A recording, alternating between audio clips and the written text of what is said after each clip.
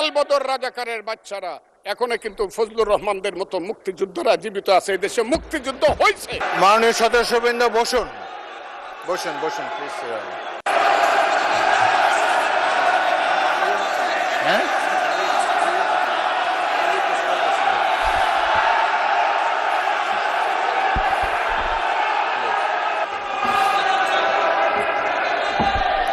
বসুন মাননীয় সদস্যবৃন্দ বসুন। 3রা ডিসেম্বর 1971 সনে আমাদেরকে সহযোগী করার জন্য অংশগ্রহণ করেছিল এবং তার হাজার হাজার সৈন্য এই মাটিতে রক্ত দিয়ে গেছে।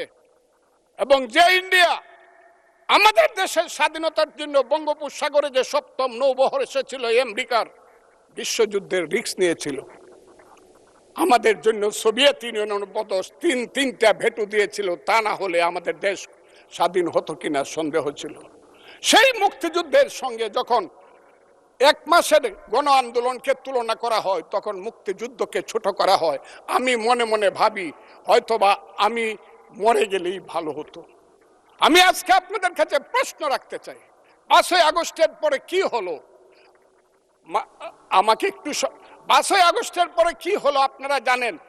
এইখানে ইউনূস সরকার ছিল। আমি শিল্পকলার সামনে থাকি। একটা গান হইতে পারে নাই, একটা নাটক হইতে পারে নাই, একটা লালনের গীতি হইতে পারে নাই, একটা বাউল গান হইতে পারে নাই।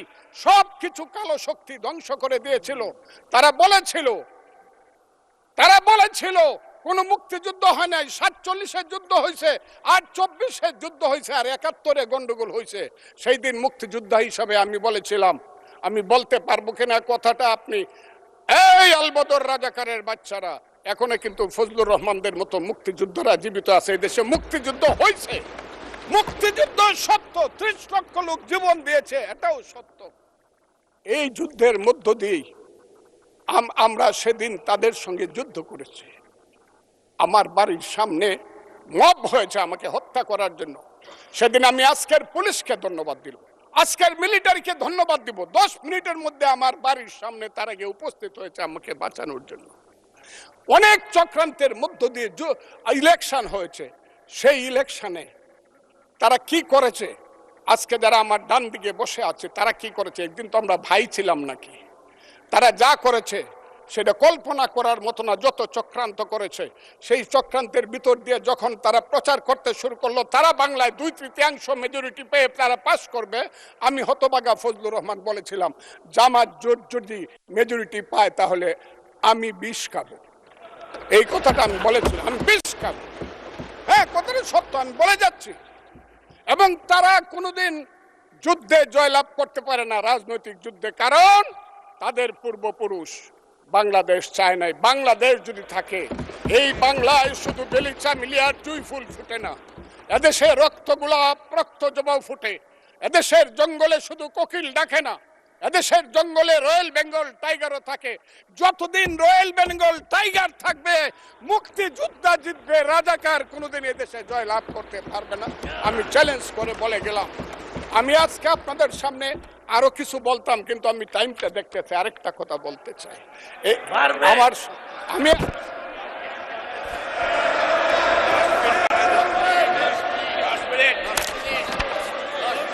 আমাকে 5 মিনিট সময় দেন, আমি শেষ করে ফেলবো।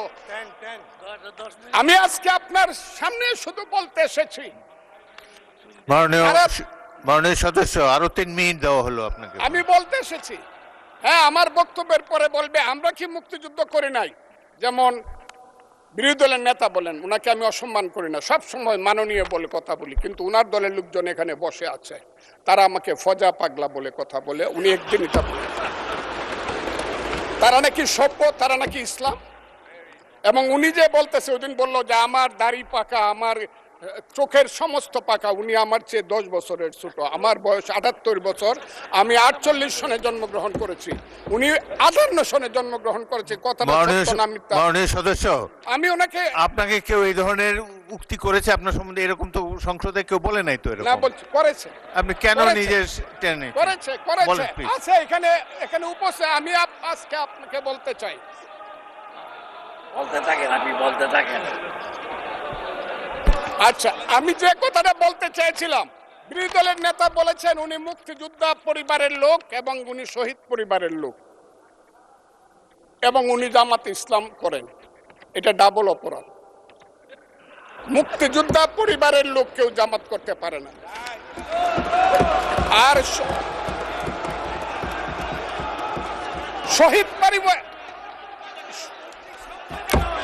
শহীদ পরিবারের লোক, শহীদ মাননীয় সদস্যবৃন্দ, ওনাকে বলতে দেন।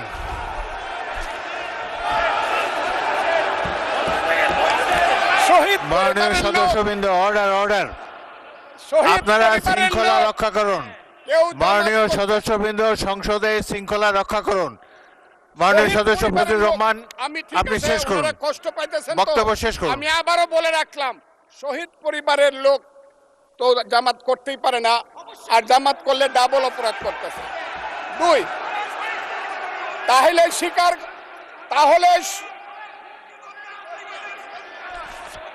তাহলে আমি আপনাদেরকে বলি, মাননীয় সদস্যবৃন্দ, আমি আমি আমি এক সেকেন্ড, মাননীয় সদস্য ফজলুর রহমান, বসেন বসেন বসেন।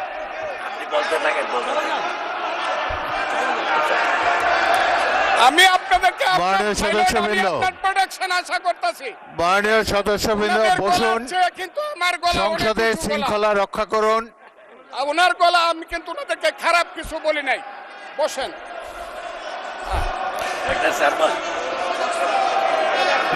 মাননীয় সদস্য ফজলুর রহমান,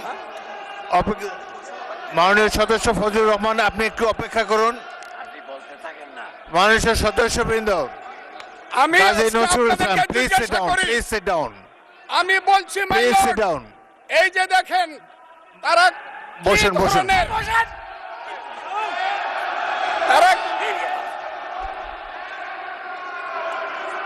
তারা কি ধরনের আচরণ করছে। আচ্ছা, আজকে তাদেরকে মাননীয় জিজ্ঞাসা করি, সদস্যবৃন্দ, তাদেরকে আমি মাননীয় তাদের সদস্যবৃন্দ, জানতে চাই, একটু মনোযোগ তাদের দিয়ে আমার পূর্বপুরুষ- কথাটি শোনার চেষ্টা করুন।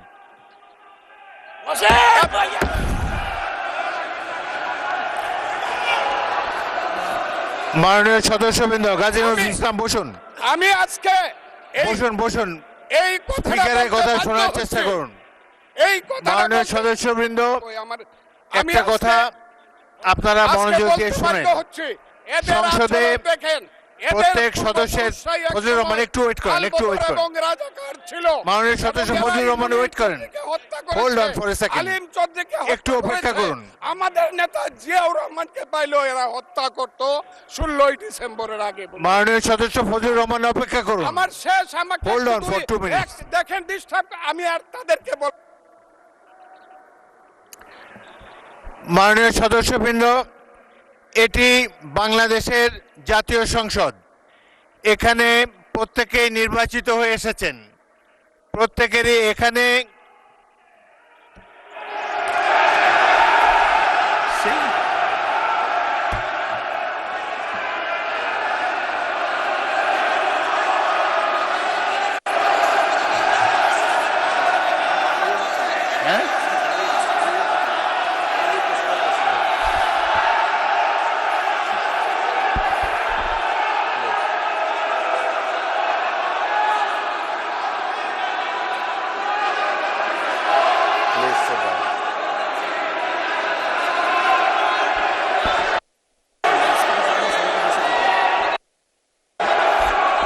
মাননীয় সদস্যবৃন্দ,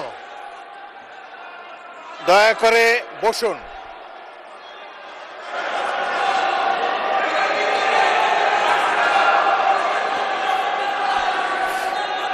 মাননীয় সদস্যবৃন্দ, বসুন বসুন বসুন, প্লিজ।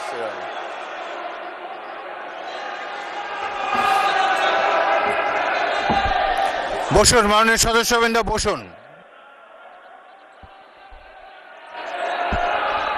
বসুন বসুন।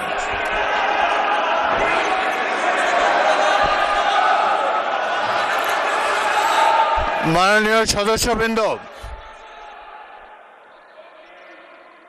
মাননীয় বিরোধী দলের নেতা, আমি বলি তারপরে আপনি বলেন। মাননীয় সদস্যবৃন্দ, এটি আপনারা সবাই